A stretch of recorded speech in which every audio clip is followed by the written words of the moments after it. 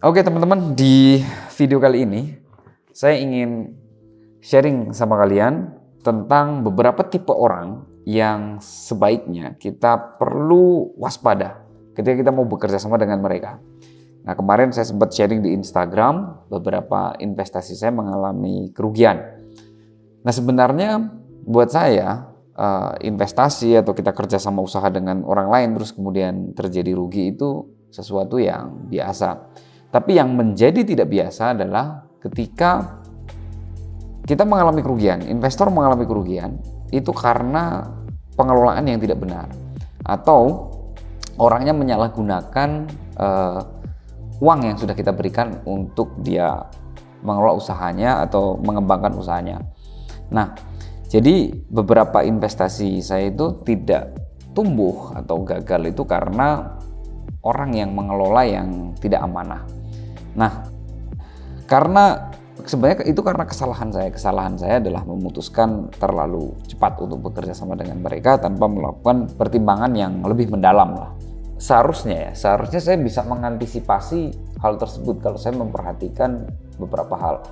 Saya akhirnya mengalami kerugian yang cukup besar hingga ratusan juta lebih.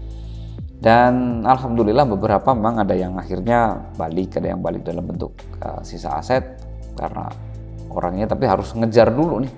Karena ada beberapa kasus yang uang yang sudah saya berikan untuk investasi tiba-tiba, karena saya investasinya ke UKM ya, uangnya ternyata digunakan untuk membayar hutang. Nah, sebenarnya ini kesalahan-kesalahan seperti ini terjadi karena saya kurang teliti pada saat saya melakukan kerjasama, dan itu kerjasama yang saya lakukan sudah sekitar tahun 2020.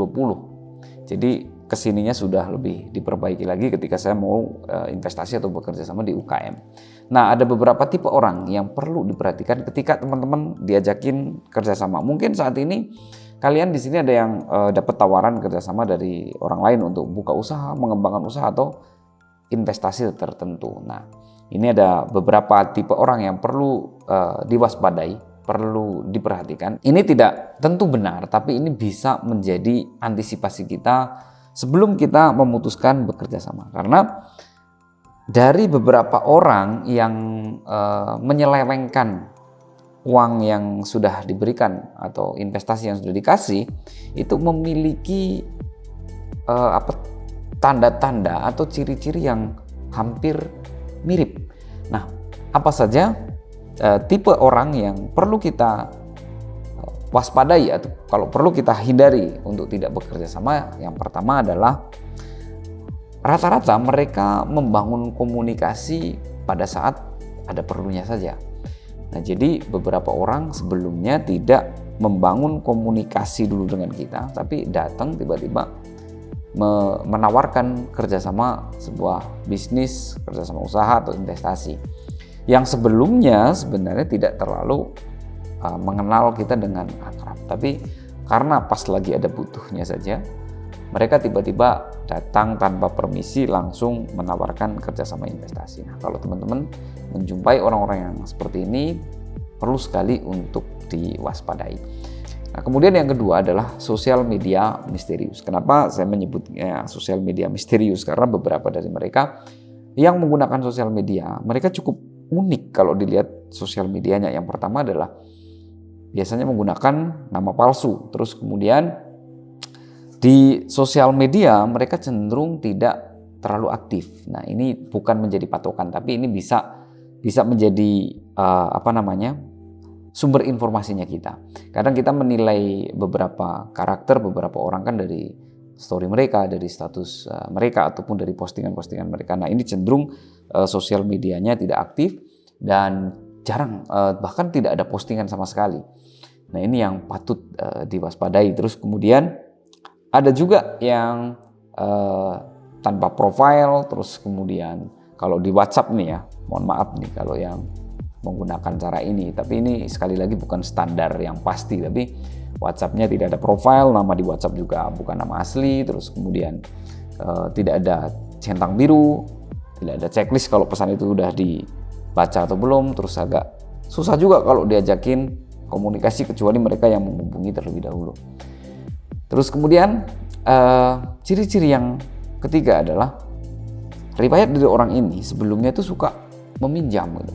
Jadi saya bekerja sama dengan beberapa orang, sebenarnya sudah ada informasi kalau sebaiknya hati-hati ketika bekerja sama dengan orang itu, karena dia itu sebelumnya pernah meminjam di sini, nggak pernah balik, dan dia tuh suka pinjam dan lompat-lompat, pindah-pindah orang gitu.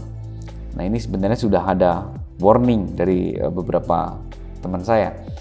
Cuman karena saking percayanya, saya langsung invest di orang tersebut dan akhirnya kerjasama tidak berjalan dengan cukup baik.